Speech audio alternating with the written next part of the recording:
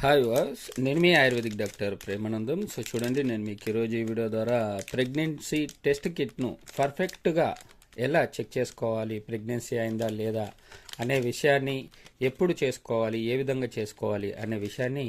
ఈ వీడియో ద్వారా నేను మీకు క్లుప్తంగా వివరించడం జరుగుతుంది. సో చూస్తున్నారు కదా వ్యూవర్స్, ఇది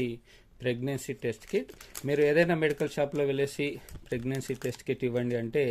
ఇచ్చేస్తారు. అయితే దీన్ని ఎప్పుడు చెక్ చేసుకోవాలి అంటే మీరు చూసుకోవాల్సినటువంటి డేట్స్ అయితే ఏ విధంగా అంటే,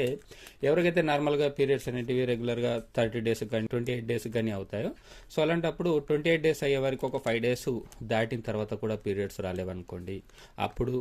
తర్వాత 30 డేస్ రెగ్యులర్గా ఉన్న వారికి 35 డేస్ అయినా కూడా పీరియడ్స్ రాలేవనుకోండి, అప్పుడు మీరు అంటే అట్లీస్ట్ ఒక 5 to 6 డేస్ ఎక్కువగా అయిన తర్వాత మాత్రమే, అంటే అది కూడా ప్రెగ్నెన్సీ ప్లాన్ వేసుకున్న వారు మాత్రమే చేసుకున్నారనుకోండి, ఇంకా